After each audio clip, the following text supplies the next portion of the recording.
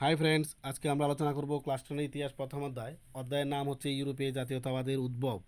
আর আজকের এই পাঠের মাধ্যমে আমরা জানব ইউরোপে কিভাবে জাতীয়তাবাদের উদ্ভব হয়েছিল, তার পাশাপাশি জার্মানি ও ইটালির ঐক্য গঠন কিভাবে সম্পন্ন হয়। তো ঊনবিংশ শতকে জার্মানি এবং ইটালি এই দুইটি জাতিরাষ্ট্রের গঠন হয়েছিল। যেমন জার্মানি জার্মানি তখনকার সময়ে প্রায় 39টি ক্ষুদ্র ক্ষুদ্র অঞ্চলে বিভক্ত ছিল। তার পাশাপাশি ইতালিও সেখানে 7টি ক্ষুদ্র ক্ষুদ্র অঞ্চলে বিভক্ত ছিল।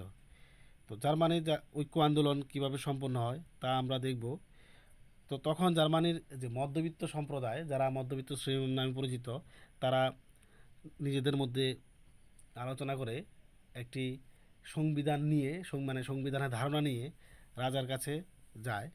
তাদের এই সংবিধানের ধারণা রাজা নাকচ করে দেয় এবং তাদের সংবিধানের নাকচ করে তিনি রাজার যে আর্মি ছিল, আর্মি দিয়ে এই মধ্যবিত্ত শ্রেণীকে সেখান থেকে তাড়িয়ে দেয়।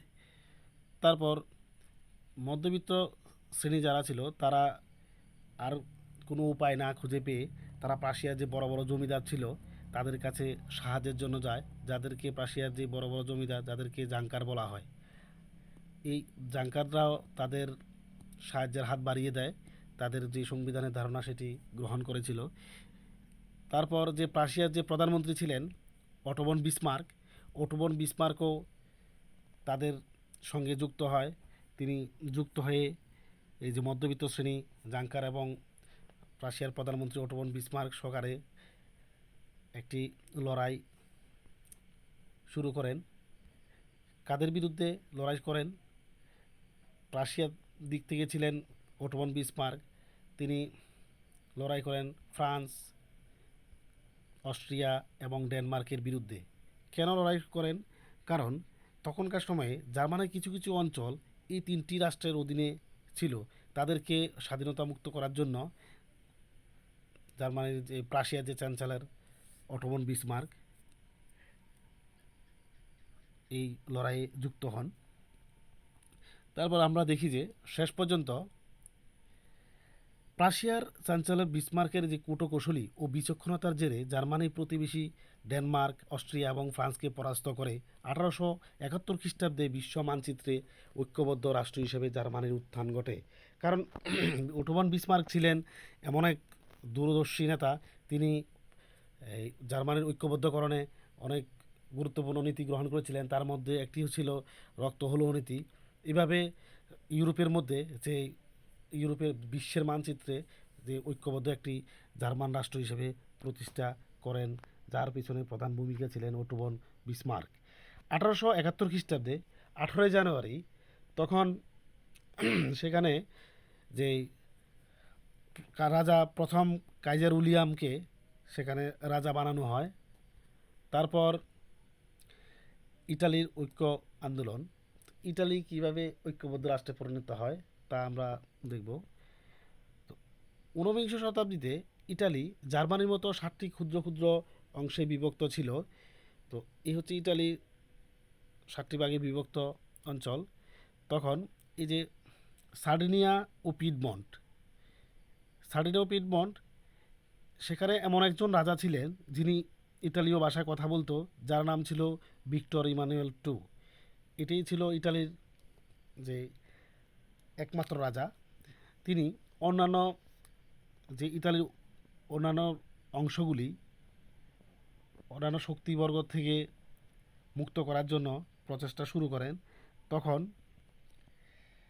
এই যে ইটালির উত্তর দিক সেটা ছিল অস্ট্রিয়া এবং হ্যামসবার্গের অধীনে, এবং যে মধ্য ইটালি ছিল পোপের অধীনে, যিনি ছিলেন পোপ বলতে যে ধর্মগুরুর অধীনে। তারপরে দক্ষিণ ইটালি ছিল স্পেনের বুর্বু রাজাদের অধীনে। তো এভাবে ইটালিকে বিভিন্ন ভাগে বিভক্ত করে বিভিন্ন বৈদেশিক শক্তিবর্গ তারা ক্যাপচার করে রেখেছিল। তাদের থেকে মুক্ত করার জন্য বা ইটালিকে একটা ইউনিফাইড ঐক্যবদ্ধ ইটালি রাষ্ট্রে প্রতিষ্ঠা করার ক্ষেত্রে সবচেয়ে গুরুত্বপূর্ণ অবদান প্রথমে শুরু করেছিলেন জোসেফ মাছিনি। ছিলেন এমন একজন ব্যক্তি যিনি 1805 খ্রিস্টাব্দে ইতালির জেনোয়া শহরে জন্মগ্রহণ করেছিলেন। তিনি প্রথম ইতালির ঐক্য আন্দোলনের সূচনা করেছিলেন। আর এই 1831 থেকে 1832 খ্রিস্টাব্দে তিনি ইতালি ঐক্যবদ্ধকরণের জন্য ইয়ং ইটালি এবং আরেকটি হচ্ছে ইয়ং ইউরোপ, এই দুইটি রাজনৈতিক সংগঠন গড়ে তোলেন। আর এই রাজনৈতিক সংগঠন গড়ে তুলে তিনি ইতালিকে সংঘবদ্ধ করার ঐক্যবদ্ধ করার জন্য চেষ্টা করেন।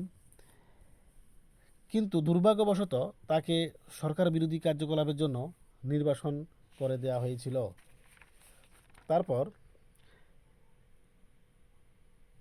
দ্বিতীয় ভিক্টর ইমানুয়েল ইতালি ঐক্যবদ্ধকরণের জন্য প্রচেষ্টা, যে 1830-এর দশকে দ্বিতীয় ভিক্টর ইমানুয়েল তিনি প্রধান মুখ্যমন্ত্রী ছিলেন। সেখানকার মুখ্যমন্ত্রীকে নিয়ে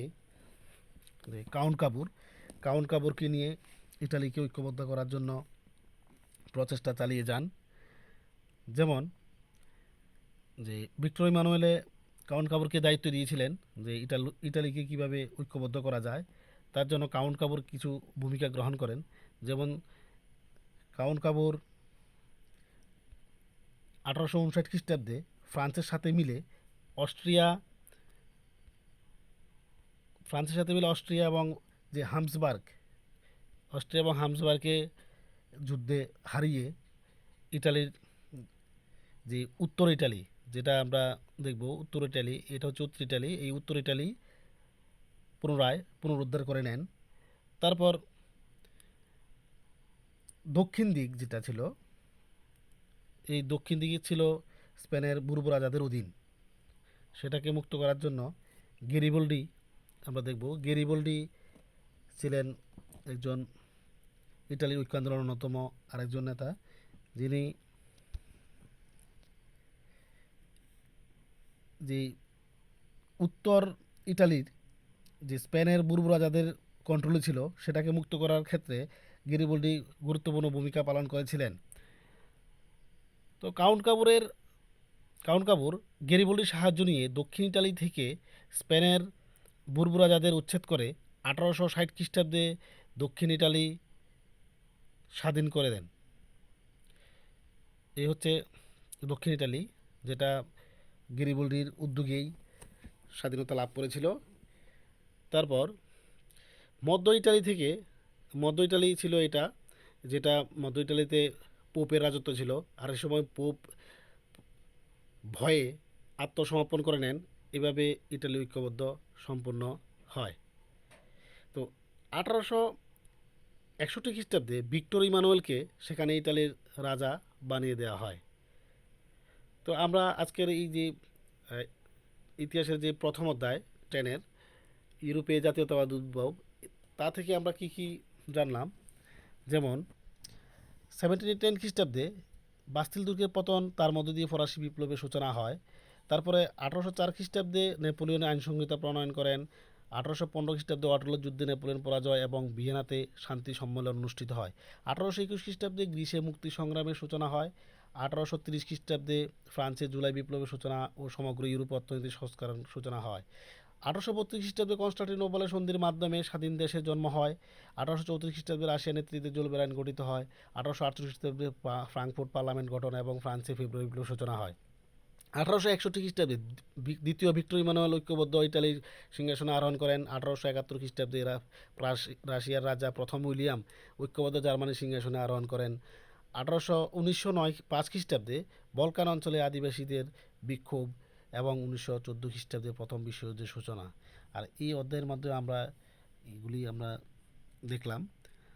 তো সবাইকে ধন্যবাদ। Thank you for watching my videos. এরকম ইতিহাসের অন্যান্য আরও ভিডিওস পেতে হলে চ্যানেলটা সাবস্ক্রাইব করে রাখুন সবাই, এভাবে আরও ভিডিও আসবে।